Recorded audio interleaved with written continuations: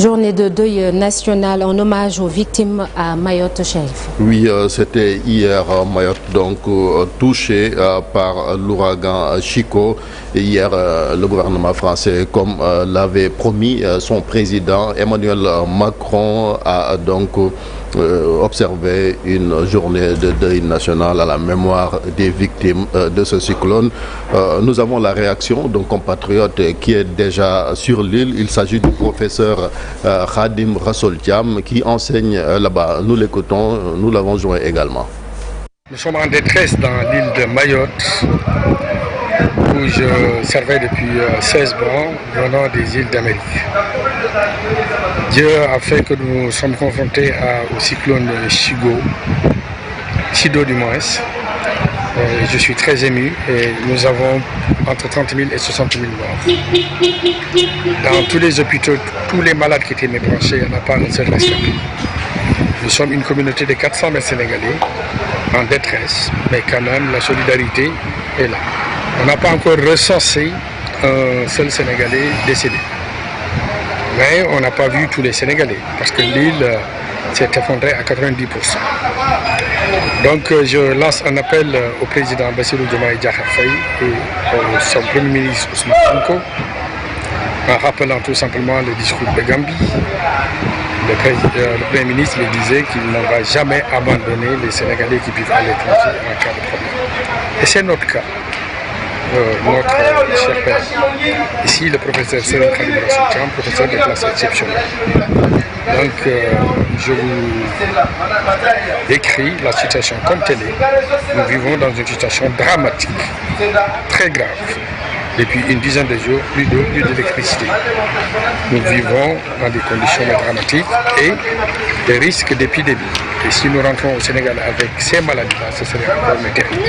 Mais le plus important, c'est de sauver toute la communauté sénégalaise qui se trouve dans cette situation de détresse. Je vous remercie tous et je remercie tous les Sénégalais qui crient pour nous.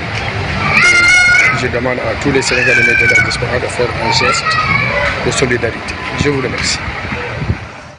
Donc le professeur Khadim Rassoul Thiam et tous les compatriotes Sornanata qui sont à Mayotte. On reste en France avec le gouvernement de François Bayrou qui a été dévoilé hier lundi. L'ex-première ministre Elisabeth Borne devient ministre d'État en charge de l'éducation nationale et de l'enseignement supérieur. Un ancien premier ministre également, Manuel Valls, qui rentre donc au gouvernement. Il sera ministre d'État en charge d'outre-mer. Gérard Darmanin, qui a été ministre de l'Intérieur, devient garde des Sceaux.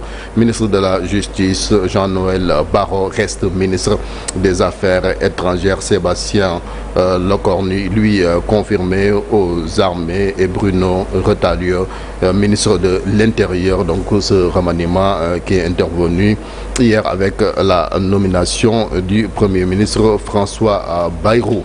On revient en Afrique avec la République démocratique du Congo. La guerre continue à opposer les rebelles du M23 soutenus par le Rwanda voisin aux forces armées de la République démocratique du Congo, eux appuyés par des milices locales. Hier lundi, les batailles se sont poursuivies pour le contrôle de plusieurs localités du territoire. Parallèlement, des affrontements ont été signalés sur un autre front vers donc Kimbomba au nord de Goma. Et un calme précaire régnait depuis plusieurs semaines. Et enfin, au Mozambique, après une journée d'attente anxieuse, le Conseil constitutionnel a finalement ratifié la victoire de Frélimo lors des élections du 9 octobre dernier.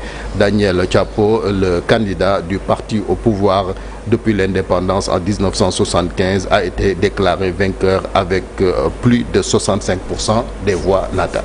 À tout à l'heure, Chérif, pour l'actualité internationale.